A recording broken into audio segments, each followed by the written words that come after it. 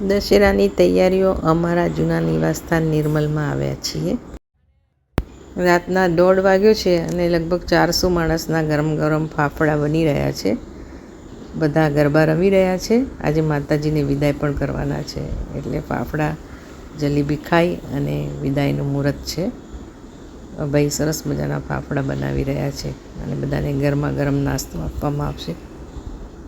એક બાજુ મશીનમાં પણ ફાફડા બનાવી રહ્યા છે, જેથી કરીને આટલા બધા માણસોને ગરમા ગરમ આપી શકાય, અને હાથથી પણ વણી રહ્યા છે।